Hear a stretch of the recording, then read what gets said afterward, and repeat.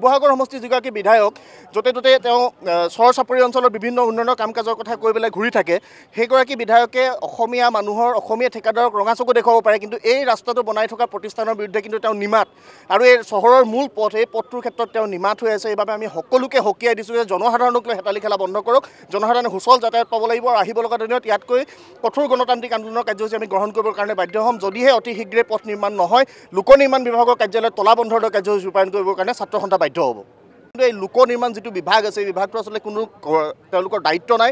জনসাধাৰণে দুৰ্ভোগ ভুগি আছে, যাতনা ভুগি থাকিব লগা হৈছে। এই স্থানেৰে যাতায়াত কৰা প্ৰত্যেকগৰাকী ব্যক্তিয়ে এই ৰাস্তাটোৰে যাওঁতে দুৰ্ভোগ ভুগিব লগা আছে কিন্তু ৰাইজৰ দুৰ্ভোগৰ প্ৰতি তেওঁলোকৰ কোনো কাণখা নাই। সেইবাবে শিৱসাগৰ আঞ্চলিক ছাত্ৰ সন্থাই আজি আমি এই পথ অৱৰোধ কাৰ্যসূচী ৰূপায়ণ কৰি আমি লোক নিৰ্মাণ বিভাগ আৰু অসম চৰকাৰক সকীয়াই দিব খোজে জনসাধাৰণক লৈ হেতালি খেলা তেওঁলোকে বন্ধ কৰিব লাগে আৰু এই চৰকাৰে যিটো ৰাস্তা ভূমি অধিগ্ৰহণ কৰা হৈছিল আজিলৈকে ধন মুকলি কৰি দিব নোৱাৰাৰ কাৰণে বহু লোকে নিজৰ মাটি এৰি দিয়া নাই, যাৰ বাবে ৰাস্তাৰ কাম বহু স্থানত ৰৈ যাব লগা হৈছে। এই সকলোবিলাক বিষয় নিষ্পত্তি কৰি যিগৰাকী ঠিকাদাৰে ইয়াত দায়িত্ব লৈছে তেখেতক অতি শীঘ্ৰে পথটো নিৰ্মাণ কৰাৰ ব্যৱস্থা কৰিবৰ কাৰণে বাধ্য কৰিব লাগে। এই ক্ষেত্ৰত জিলা প্ৰশাসনৰ প্ৰত্যক্ষ হস্তক্ষেপ আমি কামনা কৰিছোঁ।